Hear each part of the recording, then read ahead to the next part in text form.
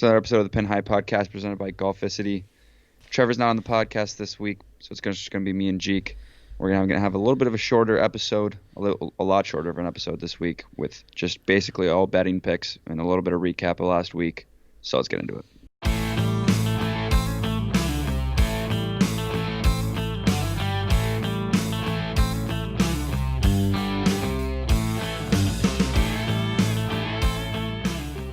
Okay, so Sergio, 1, liked our post on Instagram.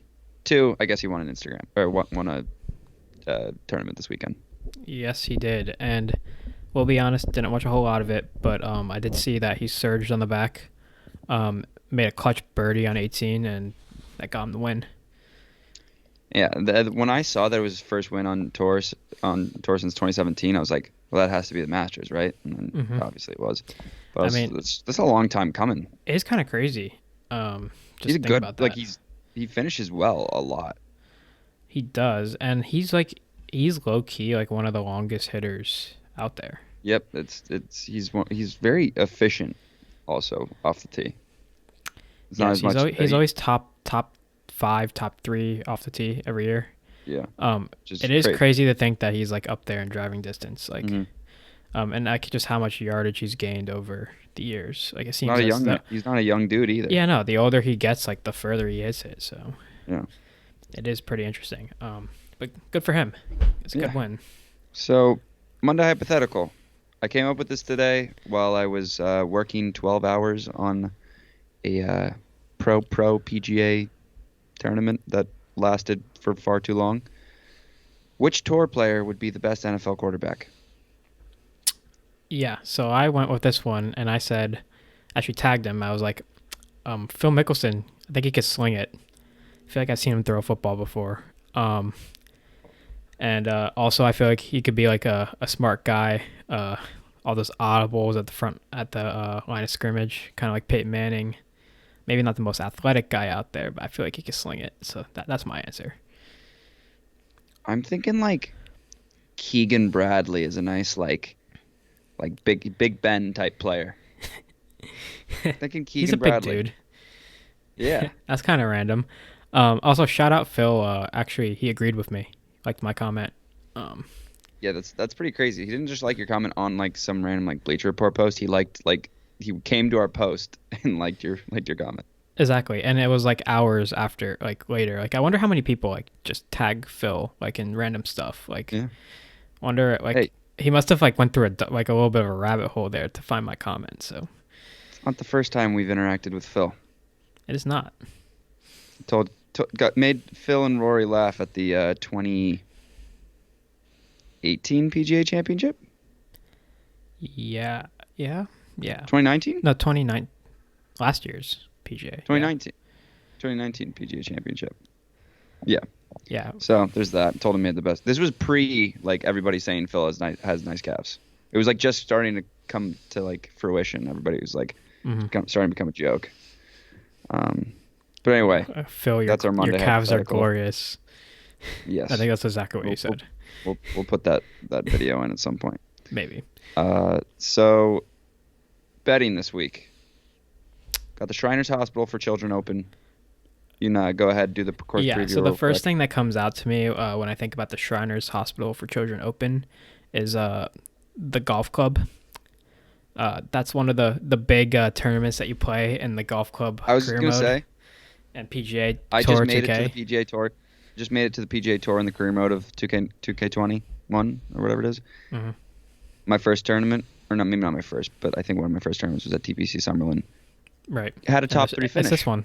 So had a top 3 finish. This is the first thing that comes to my mind when I think about this is TPC Summerlin and the Shriners for Hospital Open. It's always in the video games. You always play it, so they kind of highlight it. Not a bad tournament though. We're in Vegas this week. 71, par 71, 72.55. We're in the Vegas swing. Yes, we are. 2 straight tournaments in Vegas. That's because they moved the CJ Cup, right? Yes. So this course is kind of carved out of the desert, like most courses in Vegas. Since it's kind of like a resort, like a lot of the TPC's resorts, it has very wide fairways and forgiving rough and like big greens because like obviously a lot of amateurs come through and play it. It's hosted the Shriners for Hospital Open every year since 2007, and it's been in the rotation since 1992, is what I read. So there's a lot of course history. Key stats to look at this week. Figured strokes gain off the tee would be a good one. Partner that up with driving distance. Anytime there's a course with wide fairways, people could hit the furthest, have the biggest advantage, usually. And then I'll also say strokes gain approach is a good one because the greens are very big, so most people are going to be hitting greens this week, but the people who get closer probably have more of an advantage this week. Looking at previous winners, ones that are relevant at least, Kevin Na won in 2019 last year. He also won in 2011, so a little bit of a course horse. Bryson won in 2018, kind of before his big transformation, and Patrick Cantley in 2017.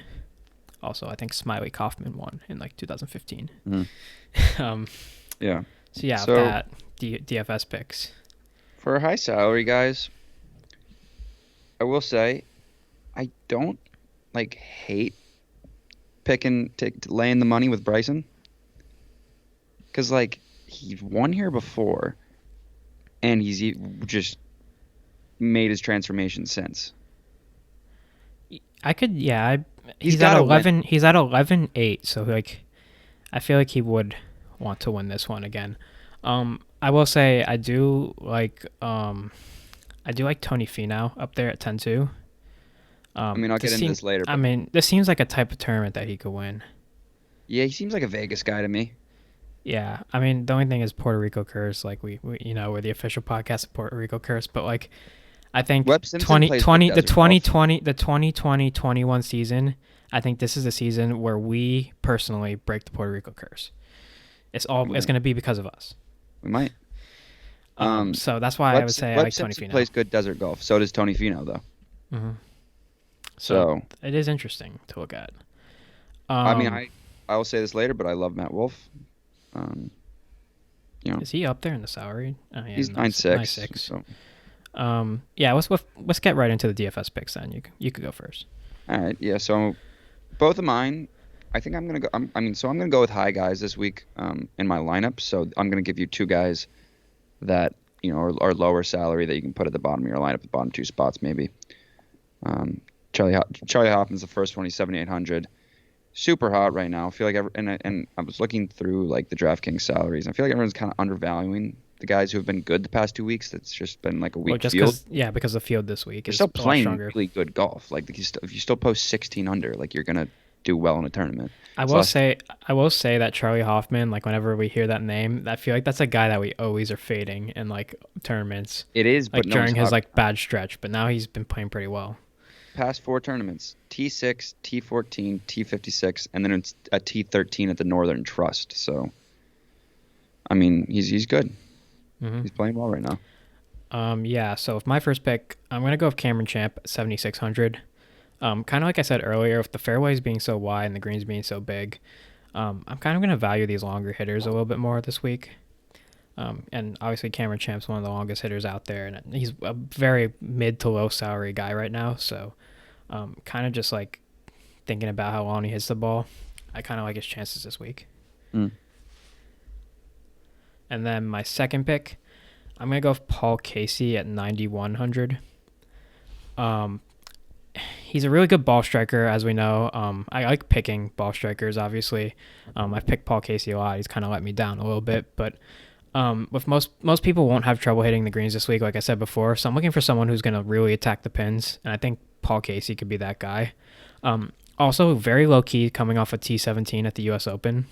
So his stretch before that wasn't as great, but he kind of bounced back at the U.S. Open. So I'm looking at Paul Casey this week at 9,100. So I'm going with my second one with a guy that has kind of become the front runner, the early front runner to become our new guy. Mm-hmm. He's on fire. His name's Christopher Ventura. It's spelled Christopher. And he's 7,100. So last 3 starts, T6, T52, T7.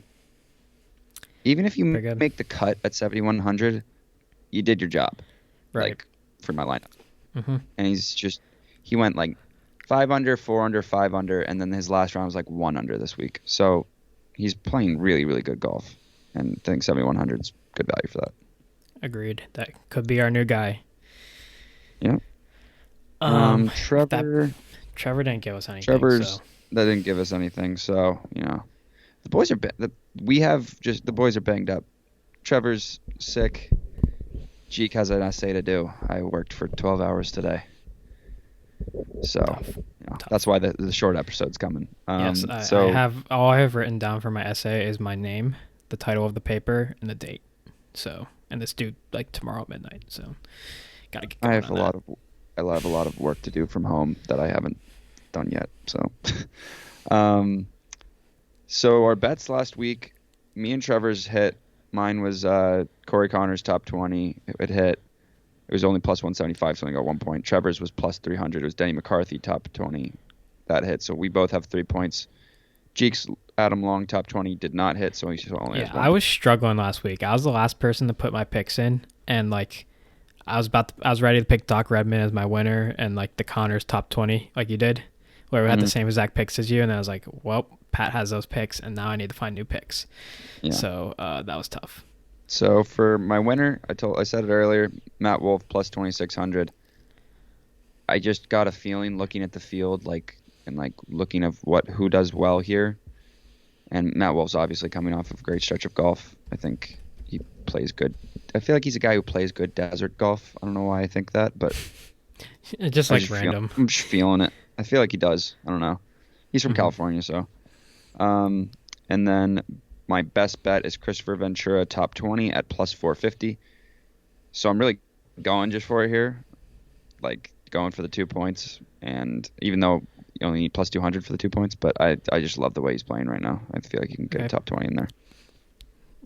Really hard for the 2 points there. My winner, who I actually absolutely love this week, Hideki Matsuyama plus 2,200. I don't think people realize, but he's like flaming hot right now. He is. U.S. Open T17, Tour Championship T15, BMW T3, Northern Trust T29, T22, T20, T22, T21. Like he's been in the top 30 in like almost every tournament. Flaming hot, sick ball striker. I think he was top 10 in approach right now, at the 5th last season, 5th around the greens. This year he started off 14th off the tee. I mean, he's flaming hot right now. He's a good ball striker. I think that'll play really well into the course this week. And then my best bet, I'm going to go for a little bit of a bounce back with Colin Morikawa plus top 20 plus 163. Couldn't spit that one out.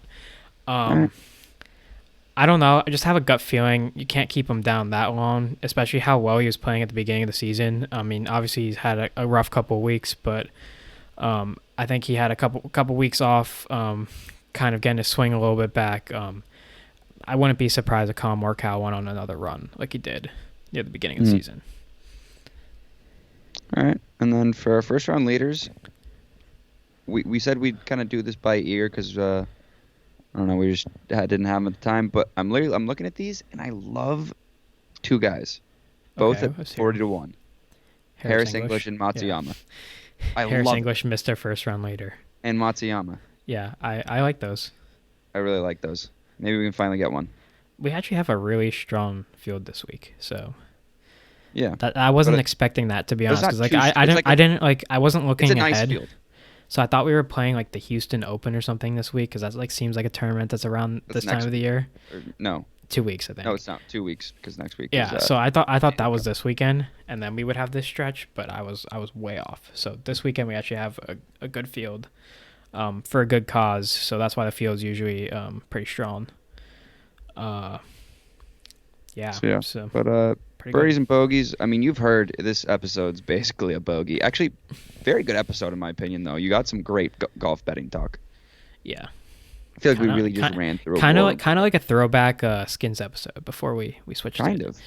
By the way, past 2 weeks I've won. This is my birdie. The past 2 weeks I've won DraftKings money.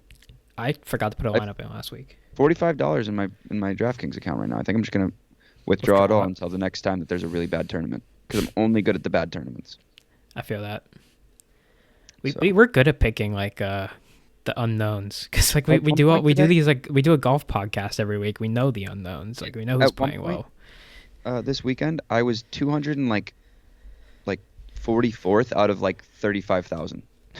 Like, I don't think there's anyone that, like, for the most part, I don't think there's anyone that, like, unless they have a profession off of like making like picks and stuff for gambling, that like studies like golf stats and stuff like more than we do. Like, No, I yeah, do nobody so much knows. research for all We, these things. we know who the top like 5 driving accuracy. I mean, I know it's like Ryan Armour, Jim Furyk. Like I just know Brendan this Todd. stuff. Like Yeah. Brian Stewart, I think maybe. Like Yeah. it's It's crazy. But weird. yeah. So it's the start of the Vegas swing. You got a nice little quick episode there with a bunch of gambling talk, bunch of DraftKings talk. We'll see you next week. CJ Cup.